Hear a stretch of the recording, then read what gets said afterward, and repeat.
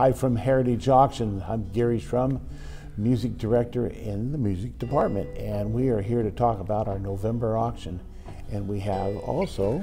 Yes, I'm Pete Howard, consignment director in entertainment and music, and today Garry and I are going to show you some of the most fabulous vinyl we've ever offered at our auctions. It's just some amazing. Great pieces. We started off in March with the David Swartz Part 1 collection. Believe it or not, there's a Part 2 to it, and we have some just brilliant pieces coming up. Yeah, and David has one of the best record collections in the United States, and he decided it's time to move it along, and we were the beneficiaries, and so are the bidders and winners. And Part 1 did pretty darn gangbusters, didn't it? Yes, it was. You know, we had a sealed stereo butcher in there that really went for a lot of money. It's great. So that was, and then lots and lots of other great things you don't usually see, and when you do see them, you don't see them in the condition that David has his records in. But this auction is going to be on the 13th of November for the vinyl on his collection. And it'll go live in about 2 weeks on our website. You can see a lot of things now, but we're going to show you some of our favorites right now. And I'm starting off with a sealed second state butcher cover. And you just don't see unopened Beatle albums hardly at all, but then when you come across the second state with the trunk cover over the butcher is just great. Not a lot of stereo copies got out because the album was pulled so early, and a great piece. Following up from 1964, one of the last VJ pieces that came out during that period is the portrait cover. This was also, it came out with a different cover called Jolly What, with a cartoon of a guy with a mustache, which was just awful. And then they changed it knowing that all the little girls would see this picture of that they ripped off from the photographer Diesel Hoffman. They made it into a portrait, and it's coming up in the auction as well. Another really cool piece that I've got coming up here is a red vinyl Magical Mystery Tour. You know, got the regular cover of the US, but we have it Apple label red vinyl. We had some other red vinyls in the last collection as well, but we've got some different ones for this one here, and stupendous pieces, just very exciting. And then last of the Beatles that I brought to show off today, there are other Beatle pieces in the auction. We have a red vinyl Paul McCartney's first solo album, and everybody knows it with the bowls of cherries there. That's pretty cool. And what do you have, Pete? Well, you just showed 2 red vinyl Beatle records. That's pretty cool, Garry, but I'm afraid I'm going to match you and raise you one, because I've got 3 in one box. Yeah. Of course, we're talking about George's first solo album, All Things Must Pass. This album so changed my life in high school. And it's still, you put it on and it's so fresh. When George came out with this album, I'm sure the other Beatles are just standing back going, that was in him. This is what we didn't. Yeah, exactly. This is all stuff we turned away. It's my favorite Phil Spector production as well, of his whole career, including the girl groups. The lush sound on this and everything is just, it's spectacular. But as I said, raising you one quantity-wise, ta-da! Yes, it is a red vinyl Japanese pressing of All Things Must Pass. So, spectacular piece for a Beatle collector. George Harrison was a huge fan of Bob Dylan. Oh, absolutely. And of course they were good friends as well. So that's a segue made in heaven if I've ever had one. And this is Dylan's famous Blowin' in the Wind, Don't Think Twice It's All Right single, but in a radio station edition that has this really fun sleeve that's headlined Rebel with a Cause. Boy, if that wasn't Dylan, he's credited with stopping the Vietnam War with his anthems and everything. And yet he was, struggling to be known. Peter, Paul, and Mary did well with Blowin' in the Wind, but Columbia was saying, well, that's fine for Warner Brothers, but Bob's our artist. Yeah. So, let's get him out there and get some airplay as well. And so this is just really a sweet gem and a promo single of Blowin' in the Wind with that rare the B-side, sleeve. Don't Think Twice It's All Right. What a great B-side as well. It was just, those first 6, 7 albums Bob just did, it was just unbelievable writing involved with all those tracks, and you know, here's the beginnings of it right here. Yeah, yeah. You know, people might know me at Heritage as the specialist in concert posters, which I am, but of course I lived and breathed this music and once had a fantastic vinyl record collection.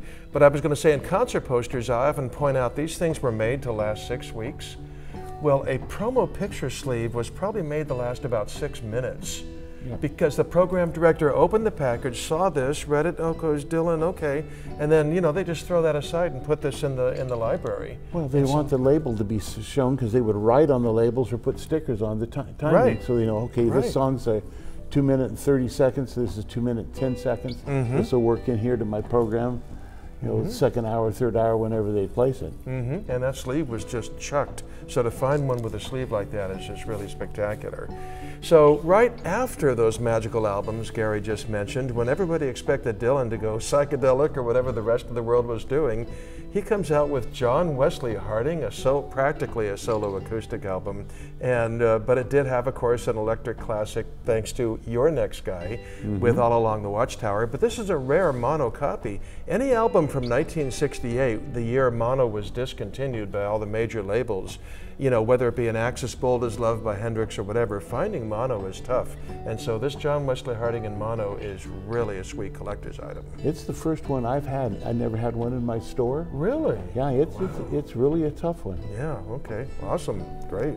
We won't even go into the story behind that cover photo. That's got it's all kinds of stuff to it. That's a whole nother, you guys can Google that and find that out. It's quite interesting. But another one connected with Bob here, you know, All Along the Watchtower was just the magic thing that came out, and Bob said, you know, wow, what a great thing, you know, and then Axis Bold as Love was prior to that, and this is the mono copy, as that was a mono copy, and finding this is just so difficult. And yes, we have sold a couple in the past, but you know, I can count on one hand.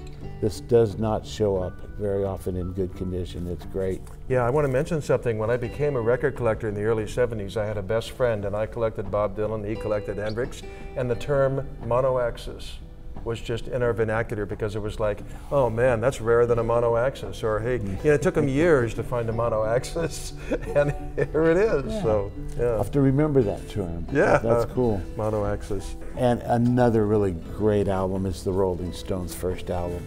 Just a great blues album. And if you haven't heard it, it's a completely different side of the Rolling Stones that you really need to have. But why this one's so important, it has the photo inside of it. Most times everybody took the photo, tacked it on their wall, and they were separated from the thing. It's in here. And it's a white label DJ copy. So that's really super, super, super cool. Garry and I just visited Chess Studios in Chicago, where the Stones recorded in 1964. Probably we digress again, but how can we not share these fun stories? Yeah, the second album after this one, they went there and recorded because they were just so impressed by everybody that had recorded there. They wanted that sound. And one thing that a lot of people probably don't realize, that their piano player was Gene Pitney, of all people. Wow. So that's really cool. But yeah, when we got there, there's this massive photo on the wall of them in the studio, and you just go, man, this must have been magic at that time. Yeah. The studio was magic. You could feel it. It was amazing. 2120 South Michigan Avenue in Chicago. Yeah. Stones even had a song called that. That's right, an instrumental, yeah. So Garry, I already mentioned about 1972 and stuff, and I worked at Wallach's Music City at Sunset and Vine in Los Angeles. My first job, actually, as a record store clerk. And Jan Berry used to come in as a customer. Oh, and really? Yeah. I did not know that. Yeah, so like... How cool is that? I know, 50 years ago I used to chat him up and everything. It was really fun. But this is an amazing, can't even call it a DJ promo. It's a radio jingle 12-inch record for Jan and Dean. And it's fun. On the front it has that red circle that says Drink Coke. But you pull the record out and the label is, instead of like Columbia Records or something, the label says Things Go Better with Coke. With the logo and everything, and it's just, talk about unusual, rare, and everything else. Jan and Dean, the surf music duo gods, doing a bunch of Coke commercials from their heyday. A lot of people did it. Well, Coke was such a popular drink, especially in the 60s, and even European groups did it. There are Who commercials, psychedelic, sounding almost Hendrix-ish with doing Coke commercials. And of course there's the Supremes and other people that cut Coke commercials. But this one here, I never had it come into my store in the years. It's really a great, great rare piece. Oh yeah, they make pathetically few of these. I mean, at least a promo record for, you know, they make a few hundred white labels to send out to radio stations and hope for the best. This, you know, the station had to make an ad buy and everything to get this, and so I could easily see them making just 50 for the major markets or something. Well, and who saved them? Yeah. You know, so great piece.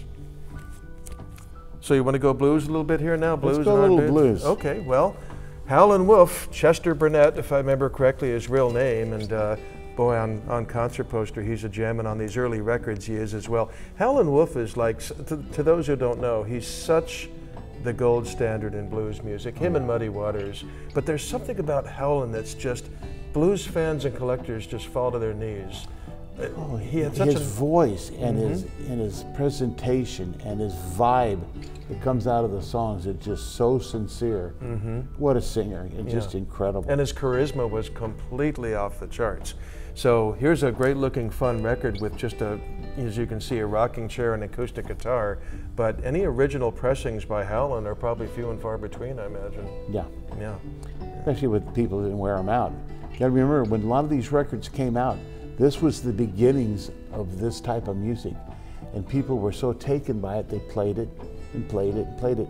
And a lot of the equipment back then wasn't so great. You know, needles would start getting bad and people would I don't know, why is it skipping? Why is it sounding like this? Then they go, oh, I need to get a needle. Well, the record's already been damaged. But with this collection, there's just stunning, stunning pieces one after another. Absolutely, yeah. Okay, I'll segue one more and then we'll jump to yours. Dale Hawkins, Oh Susie Q, what a rock and roll standard, I'll tell you, and what a rare vinyl record in this condition. What a cover. Oh yeah, yeah. And this is just really, you know, rare original vinyl like this. What I love about Susie Q, there's a new special on Netflix about the Creedence live at the Royal Albert Hall, and they go into the band's early history. Susie Q was a very important early cover and got them FM radio airplay. Lots, because it was so long. Yeah, so much jamming. FM DJs love that. It's an evergreen song, and here you've got this vintage vinyl with Oh Susie Q, not just Susie Q. I just love this record. Okay, Garrett, what you got next? Well, speaking about early important records, Rock and Roll Trio. Oh, Train kept a rolling. Oh yeah. This influenced everybody, including Elvis, including Led Zeppelin, including Aerosmith. It's just a really important record. And it's another record that you don't find usually because they were just worn out and then tossed. It was just hard to find always for me. In the early days, I always had people coming in and asking for it, and I said, gosh, haven't seen a playable copy in years, but here we go. This is coming up in the next auction. And I want to say real quickly, Jimmy Page of Led Zeppelin was so influenced by this record that the Yardbirds played, and then Led Zeppelin opened with Train Kept a Rollin' for several tours in America. Third, fourth tour through '69. Opening song always, Train Kept a Rollin'. And of course, Aerosmith took it to town also. So that's as influential as any 12-inch piece of vinyl can get. And it's influenced songwriters. You hear certain songs, you go, oh, that's got the feel of Train Kept a Rollin'. Also in the auction, you know, we got great blues thing. Here's another Amos Milburn, which we had some nice stuff last time. This one is so cool because it's still sealed and it's a monocopier, never been opened. And speaking of still sealed, we got the surf band, the fantastic Baggies, still sealed, never been opened. And going back to surf, we talked about Jan and Dean a little bit more, but this is going into the later times where they were trying to fit in during the Flower Power psychedelic time. And this Save It for a Rainy Day will be in the auction coming up as well. And here's one really great piece here. Ike and Tina Turner on the Phillies label. River Deep Mountain High was going to be put out on Phillies and then got pulled. Never even a cover was made for it, just the records were pressed and then it was scrapped. A few of these have turned up through the years, and we've had a couple in this collection. I'm sure David had him just, have an extra one for trading for something he couldn't use money to buy. You trade something cool. Some record collectors are like that. Yeah, halfway through here to give a name check again. This is the David Swartz Vintage Vinyl Collection coming up on the 13th of November, Part 2. And this is just some more of his killer vinyl we're showing you today. Well, we were talking about Train Kept A-Rollin' and the Yardbirds and whatnot. Here is a stunning album, red vinyl, live Yardbirds. And if you're not familiar with this live Yardbirds album, you've got to hear it. Go on Spotify, whatever you have to do to hear the quality and the energy that this band was putting out early on. And of course, when this was put out in Japan, they were just like, well, it's Eric Clapton, we make a big deal about it. So Eric is up in front. I'm sure he didn't care for that. But again, it's on red vinyl. It's so cool. Wow. And carrying on with, the talking about Zeppelin and all that, we have 2 copies, U.S. white label. We have the Zoso or Led Zeppelin 4 coming up in the auction. And of course, a lot of people really want those white label DJ copies. And we have the second album as well, which I don't have with me today. But yes, we do. It's right over here. Pete's got the copy. I had to take this one because this was such an important record for me in high school. It just, changed my life, as we like to say about our favorite things in pop culture. And I just remember an 8-track tape cartridge player in my friend's car, his Mustang, and he would spin donuts and everything, and we'd be blasting Led Zeppelin 2. Just, it's just such a darn important record. So this is, and think about white label promos. They not only look different and oftentimes better, but weren't they careful to, when they press them, to use like the best vinyl and the slowest pressing process? Generally, they would use a better quality of vinyl. And in lots of the albums, especially the singles that would get radio play, they'd record them hot. So there'd be a little more volume. So when you play them, they're louder and they're a little more distinct. And so they come across on the radio very, very strong. Oh, so we're talking about singles for radio airplay? Okay, Garrett, let's see what I have up my sleeve here. Could it be, maybe the most popular song in the history of FM radio? And that would be Stairway to Heaven, which a lot of people assumed was just played off the record by DJs. Right. But there's so much radio that was 7-inch oriented, singles of course, that this was sent out. And talk about it. Well, it's just so rare to get it because it was played and played and played, and they wore them out. And then later on, they had to play it off the album because you couldn't get the single anymore. It was just a period of time, and nobody realized that the song would have so many legs to last and last and last. Just like when Zeppelin got inducted into the Kennedy Honors and Hart came out and did this. Oh my gosh, what an amazing presentation. But here's where it began and here's what you heard back in the day. Really special. Yeah, matter of fact, of course, Stairway to Heaven was never released as a single, so if you're a single collector, 7-inch collector and stuff, here's your chance to get one on promo.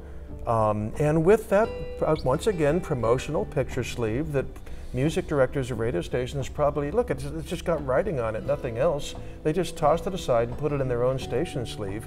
And so like the Dylan single we showed earlier, promo sleeves, crazy rare. They just don't show up. There's lots and lots of promo sleeves that you don't ever see. You hear about them, but you don't see them. They just don't survive, yeah.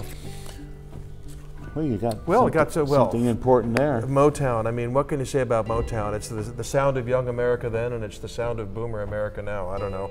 I just thought that up, but I mean, who doesn't love Motown, and who doesn't love Smoke and the Miracles?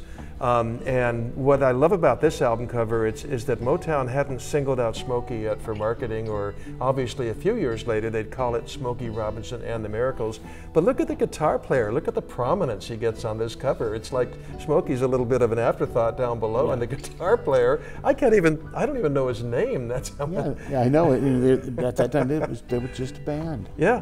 When Motown was so new and everything was happening, and they were trying to break into the different markets, and it was a tough job, and they weren't thinking. And then all of a sudden, boom! Everybody blew up. The Miracles, the Temptations, the Supremes, Martha and the Vandellas, the Marvelettes. Boom, boom, boom, boom, boom. Yeah. And then Motown was on fire, and still is. You go back and listen to all those old albums. They hold up very well. Right, in the early 60s, the universe, the musical world was run by singles. Yeah. And so albums were almost like an afterthought for the few adults who cared or something, or a way to get their picture in stores. So any 12-inch albums of early Motown, just, you know, rare, rare, rare. Yeah. So it's a great piece to have. Yeah.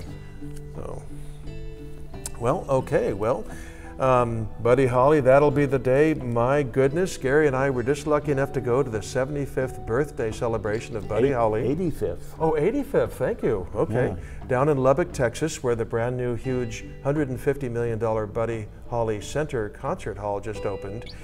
So we're all in. We were in, you know, the same bedroom where they wrote "That'll Be the Day" and Peggy Sue. So Gary and I are all buddied up right now, and so I had to grab a Buddy Holly album for sure. And what makes this one special, Gary? It's a pink label promo, another promo copy that we've been talking about all through this session here. It's just so cool to get any promo copies still intact, especially as important as Buddy Holly was at that time. He was getting radio play, and a lot of deep album tracks were being played as well because he was so popular, and just a whole different sound. He was very important. You know, we already had Fats Domino out, and Jerry Lee, and Elvis, but Buddy came out. He had a different rock feel, and everybody wanted it. It was that young boy from Texas, and he looked so nice on the Ed Sullivan Show. Oh. I want to hear his record. Exactly, and of course they're credited as being the first rock group with 2 guitars, bass, and drums. Yeah. And so that's what the Crickets were. And once again, if Motown from the early 60s vinyl is tough, the 50s was really driven by singles. So good luck finding records. And then I just love the fact the way the Coral Records promos are pink, as Gary mentioned. They give them such a zip and charisma. White label promo is nice. A pink label promo, it just really jumps off the record at you. So love that one. Love it.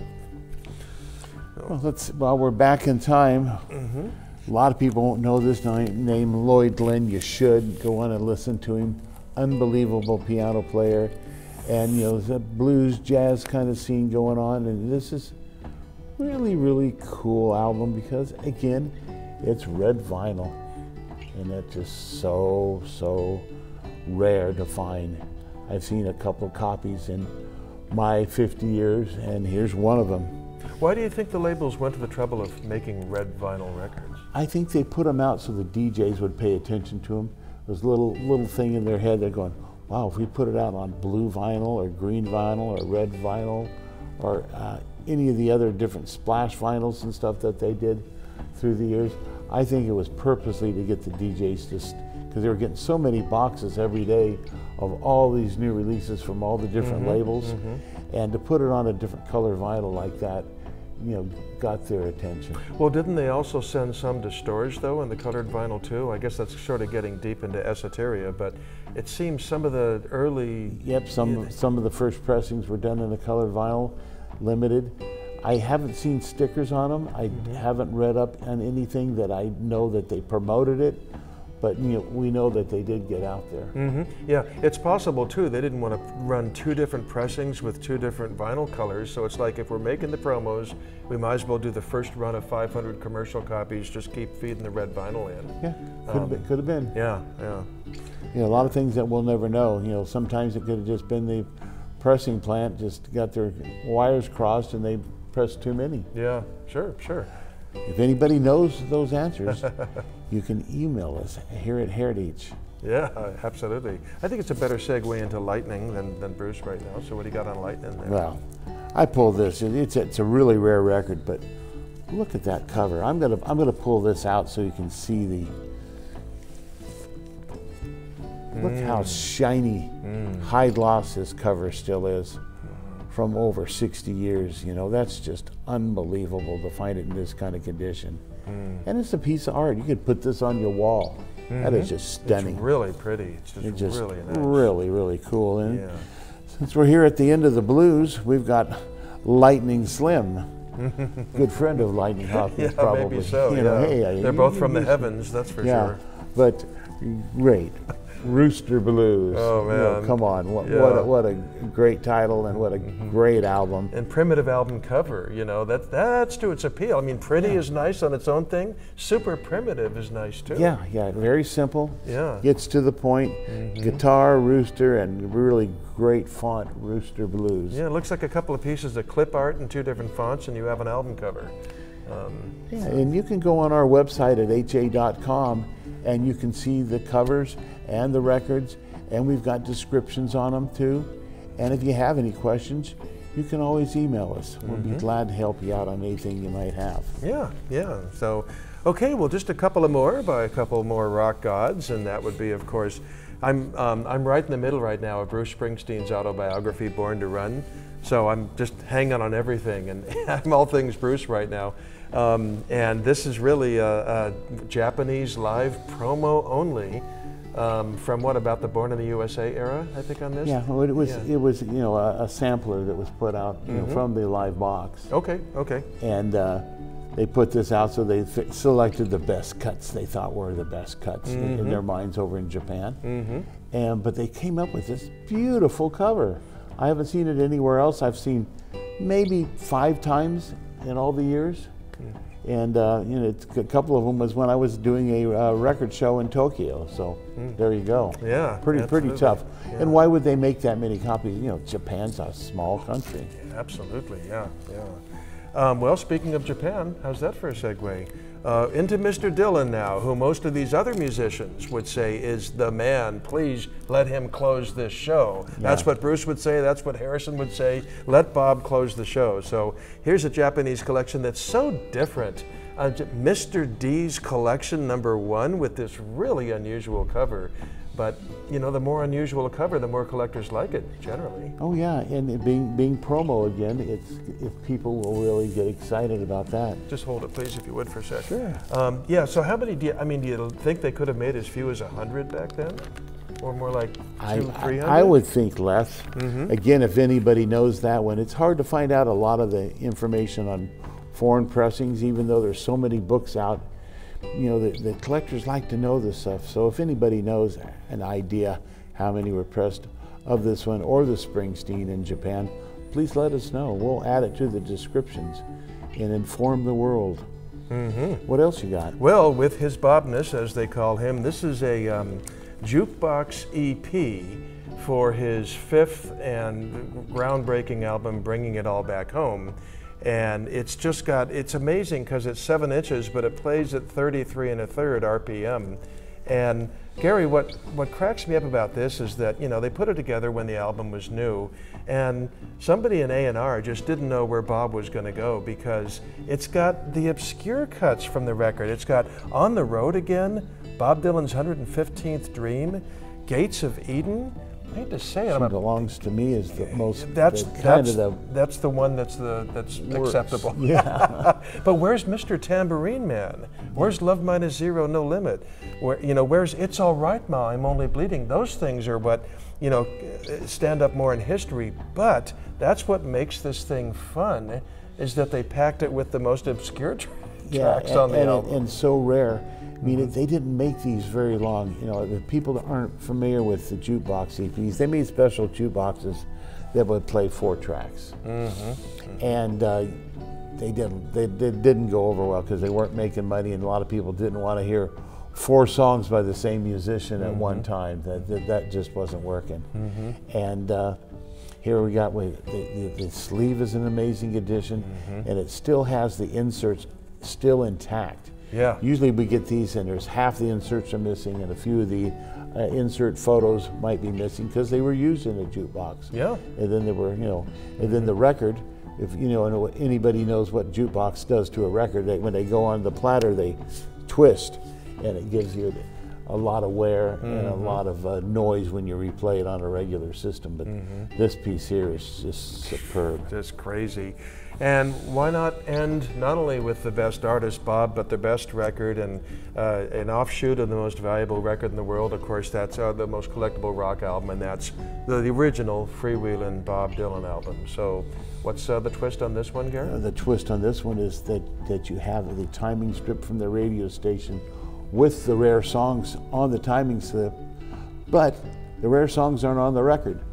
So that was really confusing for the DJs and a lot of people that end up picking these up and said, wait a minute, that's not the right song I'm listening to. Wait, it says different songs on the label than on the outside. What's going on? That's right. These are different. It doesn't play the... So what's great about this is the timing strip is unmarked, because so often the radio station would, you know, the vinyl wouldn't match the timing strip. They'd cross off the song and write in what it should. So to get this clean like this with Talkin' John Birch Society Blues, that's off the charts, incredible, Bob. The record's so important. We sold one that played the music, $150,000 earlier this year. Yeah, it was a stereo copy that there was only 3 known in the world. Yeah. And pretty special. Pretty darn special. So, as is the entire David Swartz vinyl collection, and this is part 2 sampler of this tremendous auction on November 13th. If you're a record collector and a vinyl junkie and stuff, it's just the place to be. Yeah, we've got a lot of them online right now.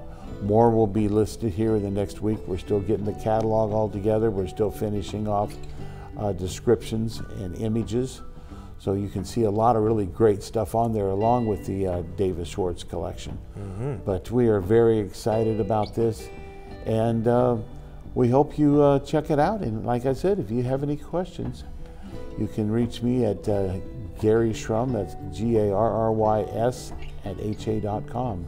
He's the vinyl guy. He's one of the best known record people in the world. I am Mr. Vinyl, yeah. So in order to see these great records that, you know, David Swartz has given us, it would be ha.com/7297. Exactly. And we hope you get in there and bid on all this great vinyl, because some of these pieces we won't see again in this kind of condition. And if you have things like this in your collection and you maybe need to upgrade, you know, you can always purchase these, and we may be able to put your pieces in a future auction. Yeah, absolutely. Yeah, we're going to have a lot of future auctions together, Garry. So thanks for your time today. We really appreciate you dropping by. And that's ha.com. Check it out. Bye-bye. Bye.